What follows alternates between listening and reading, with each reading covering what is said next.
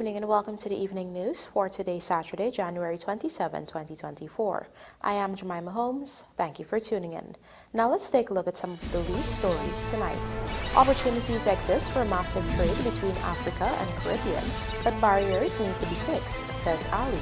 President Ali receives prestigious Global African Leadership Award. Opportunities abound for every Guyanese. Minister Singh wraps up 2024 budget debate. 20 million health facility opens at East Bank BERBICE, and DPP advises not to charge contractor accused of digging up cemetery. Now for the news in detail. With the potential existing for massive trade between Africa and the Caribbean region, President Dr. Irfan Ali has called for the current trade barriers and regulations to be addressed in order to capitalize on this latent prospect. Here is Rupasine Ryan with our lead story tonight. Speaking at the Africa Prosperity Dialogues 2024 in Ghana, President Dr. Irfan Ali, who is also the sitting CARICOM chair, highlighted that less than 0.1% of African exports is destined for Caribbean countries as of 2020, and that the share of exports into the region from Africa trended downward since 2015. The share of exports from the Caribbean to Africa also displayed a similar trend since 2015. Trade between Africa and the region is also highly concentrated around primary minerals.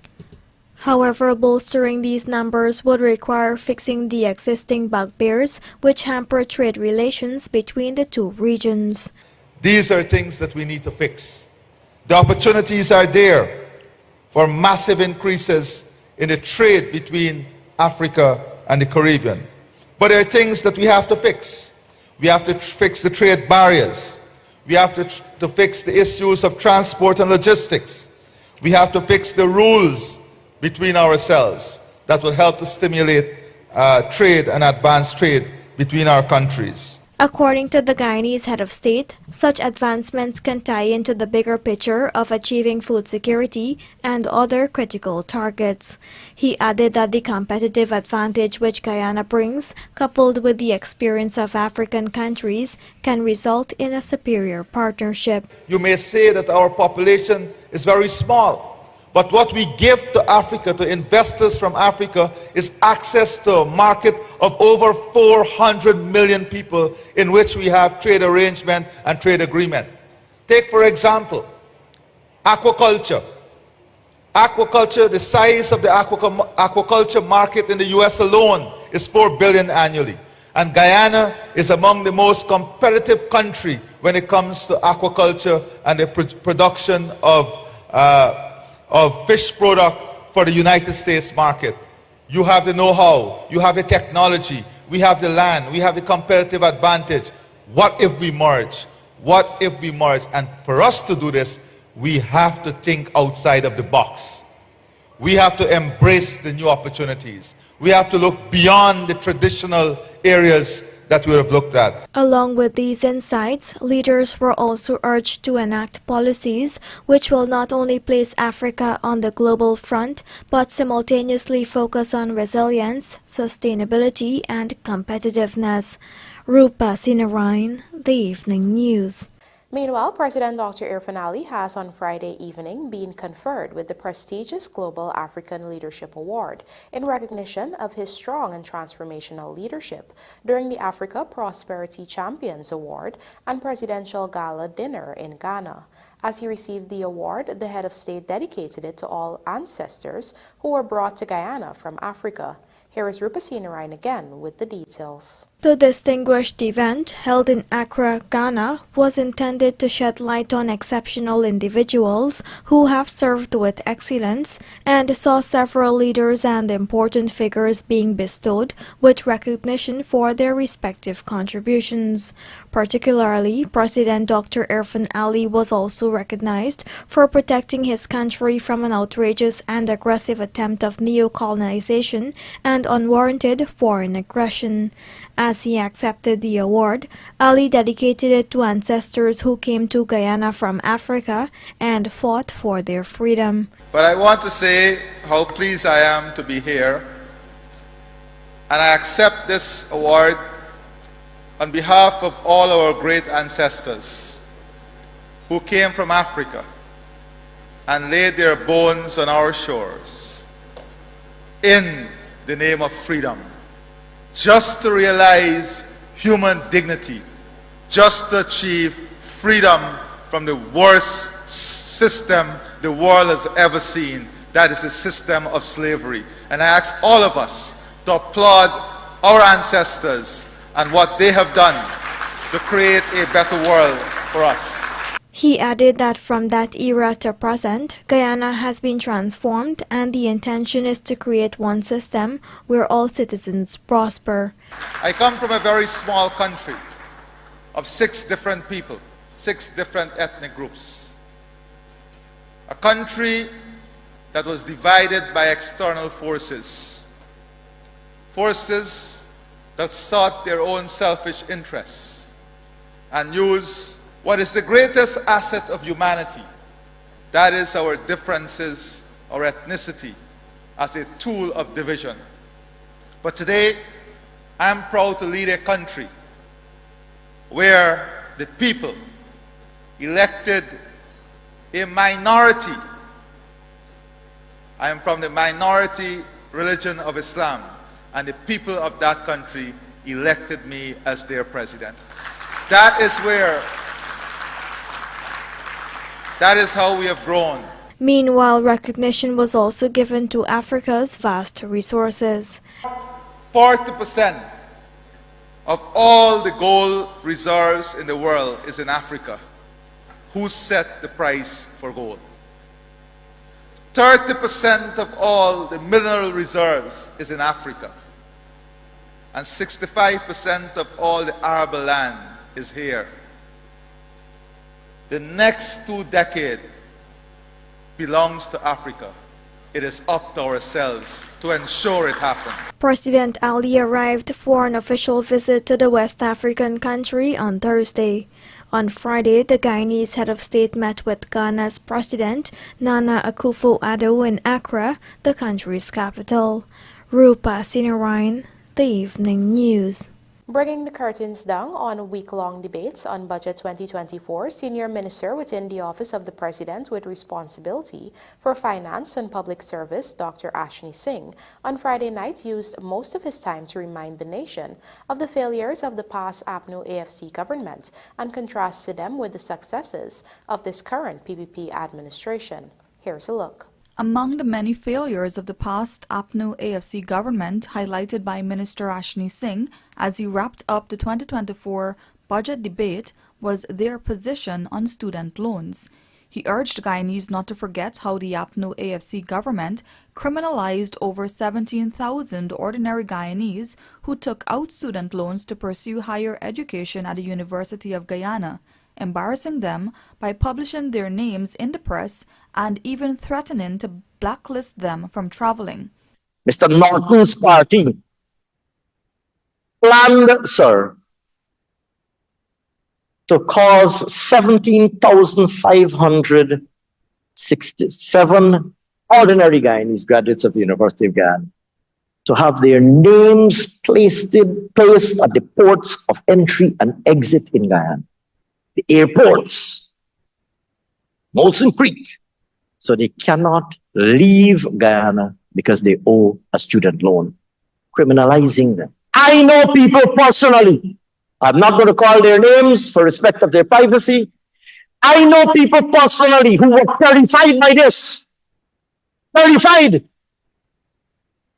Traumatized.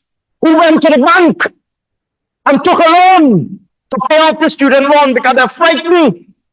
They're frightened that they can go to the airport and they can get blacklisted and embarrassed and they can't travel. Meanwhile, paying for themselves to study overseas, all over the world. All over the world. And ordinary Guyanese people who can't afford the UG fees and decide to take a student loan, they now get a job, they don't start payback yet. Or they're struggling, they're hustling, they're making a choice between should I pay back this loan or should I pay my mortgage on my house or whatever the case might be. Ordinary Guyanese people. They publish their names, they say they will put their names at the airport and they will block them from traveling. Well, Mr. Speaker, we promised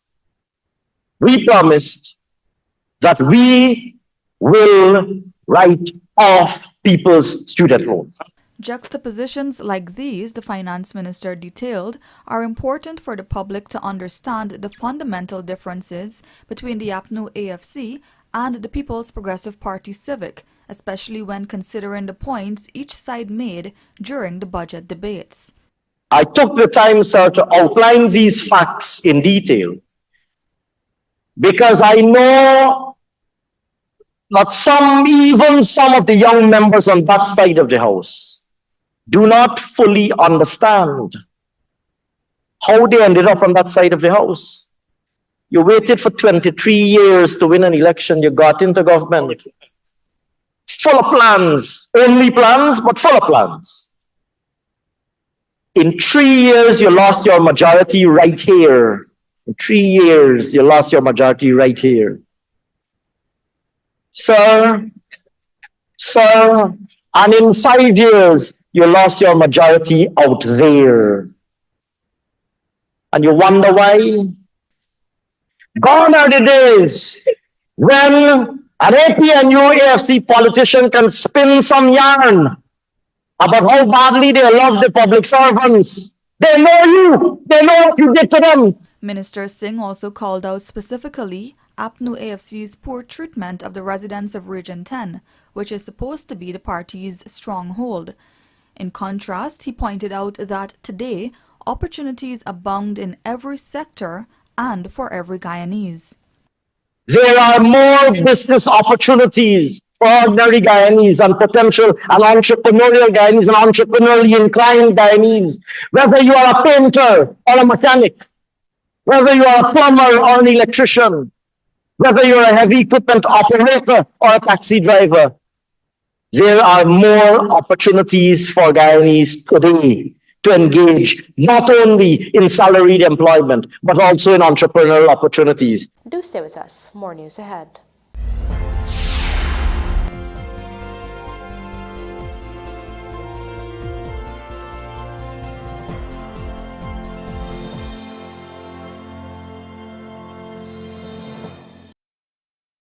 Superbet, your best bet. With many agents countrywide, our products are easily accessible. Visit an agent nearest to you to play your favorite games. Must be 18 years and older. Terms and conditions apply. Play responsibly.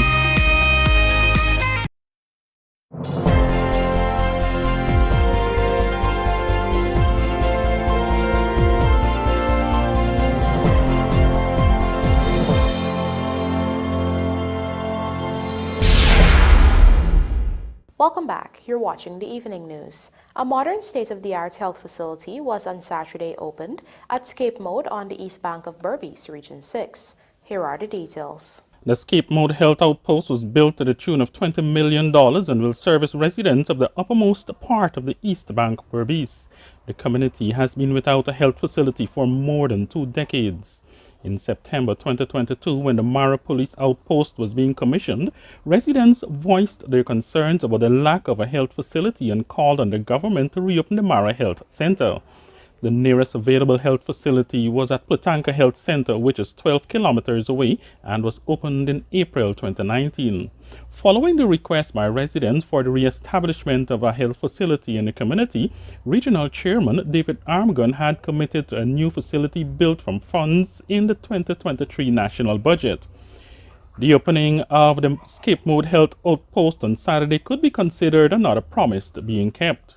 Regional Health Officer Dr. Vishalia Sharma, speaking at Saturday's commissioning ceremony, said the Scape Mode Health Outpost will make it for 42 health facilities which fall under the Regional Health Services in Region 6.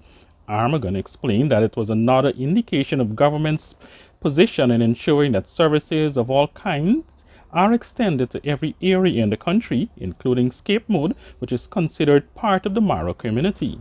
We are bringing service and more service every single day to every single remote community within our region, be it Northwest District, being Nirupanuni, being Oriala, being Separuta, being Barakara, wherever people are living, we are bringing services to the people. Health Minister Dr. Frank Anthony, in noting that this year government is allocating $129 billion for health, said it is to ensure that health services are improved, but it will only benefit citizens if they utilize the health facilities. Dr. Anthony took the opportunity to encourage residents to make good use of the new facility, pointing out that it will be offering a wide range of services. All you need to do is come, we can test you, we can know whether you got sugar, and if you have, then we got medication that we're gonna give you, but you gotta come every month to the clinic to make sure that you get your medication, and so that they can check you, right? We got another tendency, that you come one time to clinic, you get the tablet, you feel all right after you drink the tablet for a week, so you park up the tablet somewhere, and you stop drinking the tablet. And then 3-4 months down the road, then when you start not feeling so good, then you turn them back to the clinic. It can't work, sir. For the Evening News, Andrew Carmichael. The Ministry of Health is conducting preparatory works for the commencement of its Filaria Mass Drug Administration campaign scheduled for the second quarter of 2024. Trishelle Sobers tells us more. The activity, which will play a crucial role in ensuring Guyana stays on the course to eliminate filaria as a public health issue by 2026, will see a number of pill distributors going house to house to distribute the medicine. According to a report issued by the Pan American Health Organization in 2022, approximately 500,000 Guyanese are at risk for the disease. Additionally, a survey conducted by the Health Ministry revealed that 9 of Guyana's 10 administrative regions are endemic, especially regions 3, 4, 5, and 10. Through the Filaria Mass Drug Administration campaign, efforts will be made to have at least 70% of the population consume the filaria pills to sterilize and kill the worms that cause the disease. During MOH televised program Health Matters, National Coordinator for the Neglected Infectious Disease Program, Dr. Anastasia Sampson, disclosed that the ministry is currently acquiring the medicine and making other arrangements necessary to ensure the campaign is executed smoothly. We're currently in the planning phase of that activity. We're actually recruiting personnel to fill the different position of, regional coordinator, national supervisors, field officers, field distributors. So we're actually planning towards implementation of MDA 2024. The general public is being urged to monitor the ministry's Facebook page for release dates, which will notify them when designated filaria pill distributors are in their community. On this point, Dr. Sampson reminded that the number of tablets varies per age and will not be administered to pregnant women and children below the age of 2 years old. Further, an individual requires 5 annual doses of the pill before they become immune to the mosquito-borne disease. If you're in the early stages, the most common way of preventing it is by taking your filaria pills during the month. This is actually recommended by the World Health Organization as a preventative measure to take your filaria pills whenever there is filaria distribution within your area. And when we do have MDA campaigns, our pill distributors, they walk about. They go door to door, they have fixed points, they even visit the schools. Trishelle Sobers, Evening News. The Director of Public Prosecutions has advised the police not to proceed with charges against the contractor who reportedly dug up the Rosal Cemetery to get access to sand for construction purposes. Our BERBICE correspondent, Andrew Carmichael, who has been following the story, reports that the relatives of those whose graves were allegedly dug up are not happy with that decision. In September 2023, a contractor had dug up sections of the Rosal Cemetery to access reef sand. In so doing, he reportedly disrupted the peaceful resting places of several deceased people. This had resulted in an investigation by the Guyana Police Force. After the facts were collected and submitted to the Director of Public Prosecution, Shalimar Ali Haq, for legal advice on the way forward. However, following the decision not to institute charges against the contractor, the commander of Region 5, Assistant Commissioner Simon, met with some of the concerned relatives. That file went back and forth between our office and the DPP because there are some issues that had to be cleared up. Finally, the file came back with advice that the interested parties, that is the NDC, or the persons who claim that their deceased relatives, the website were desecrated, can take private legal action because there's not enough evidence against them against the contractor or the individual for a criminal charge to be preferred. This development was not taken lightly by some of the relatives of the deceased. The news rather that we got yesterday is that there is not sufficient evidence to go forward with a case against this guy. So I don't know what evidence you're looking for. The evidence is not for me to find. I think the police has to look for the evidence. When the police ask me the questions, I can only give them what I know, the answers that I know. But I'm not the one to go after anybody or the criminals. I'm disappointed in the police. The police have been supposed to do a little bit more. I know what evidence the DPP is looking for, but the NDC, we have a receipt at the NDC, everything is there. Even though the contractor claimed that he owned the land on which the cemetery is operating, several new tombs were erected recently.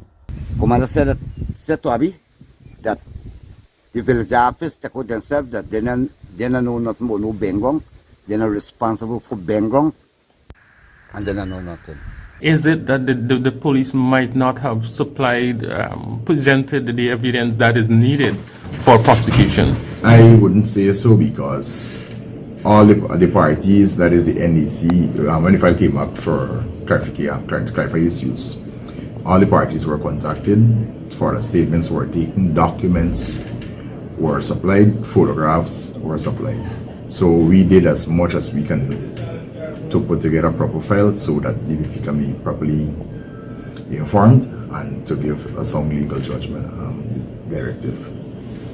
Can you quote what the DPP would have? I won't quote verbatim. As I said, the DPP pointed out that there were issues that doesn't lead to a criminal charge, and as such, the office recommended that private legal action be taken. For the evening news, Andrew Carmichael. And now for a look at the bridge reports. The Demerara Harbour Bridge will be closed to vehicular traffic on Sunday, January 28, 2024 at 6:30 for 1 hour. Meanwhile, the BERBICE Bridge is expected to be closed at 6 hours on Sunday, January 28, 2024 for 1.5 hours. U20 national trials to conclude tomorrow, and Australia contain West Indies to set up exciting Day 4. Details of these stories in this podcast, sponsored by MacCorp, coming up on the other side of the break.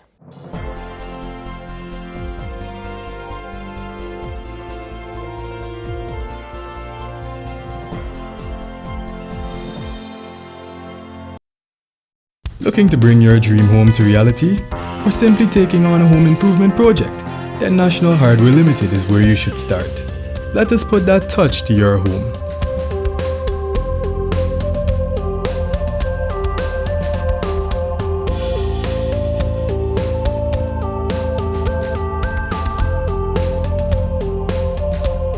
Choose from over 1,000 Berger Paint original hues for any surface.